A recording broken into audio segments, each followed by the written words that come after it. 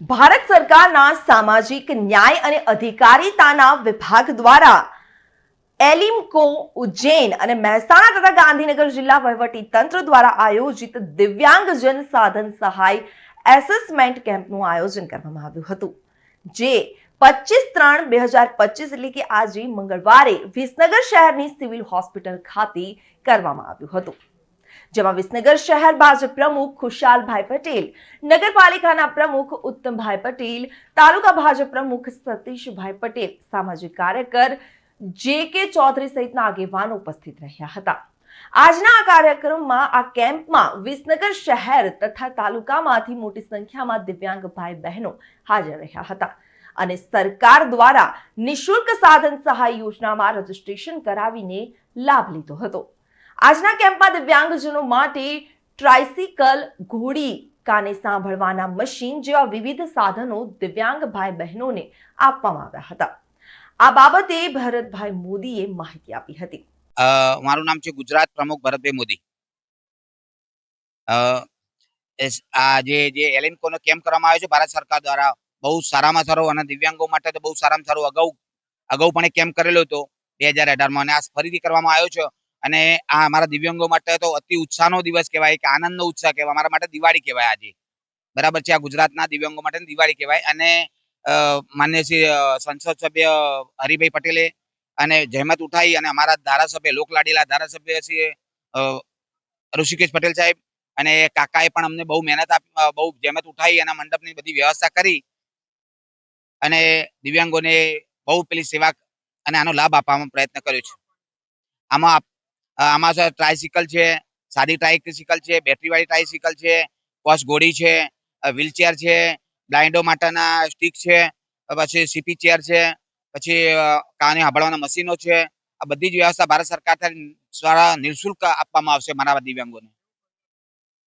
જીવનમાં ખરેખર એક નવો સોનેરી અવસર, સોનેરી દિવસ અમારા માટે ઉગશે, કે આ બધાથી અમારા જે જીવનમાં જે જરૂરિયાત છે અને જે આત્મનિર્ભર બની શકશે, અમારા દિવ્યાંગો ઘરની બહાર નીકળતા નથી, નીકળી અને એમના પગભર ઉભો રહેવાનો પ્રયત્ન કરશે બધા। રિપોર્ટર પ્રકાશ સોની સાથે ચક્રવાત ન્યૂઝ, વિસનગર।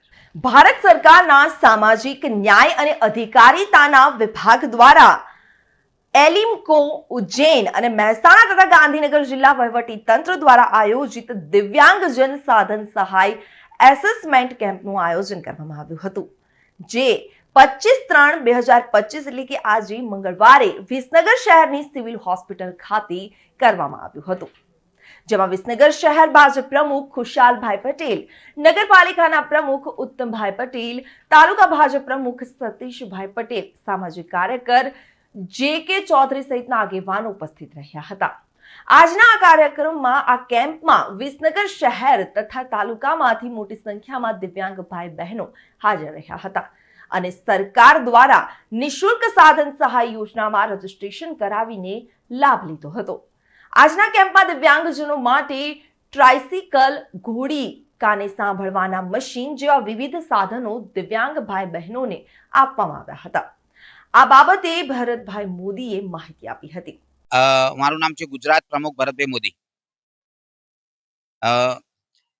આ જે એલિમ્કોનો કેમ્પ કરવામાં આવ્યો છે ભારત સરકાર દ્વારા, બહુ સારામાં સારો અને દિવ્યાંગો માટે તો બહુ સારામાં સારું અગાઉ પણ એક કેમ્પ કરેલો હતો 2018માં, અને આ ફરીથી કરવામાં આવ્યો છે।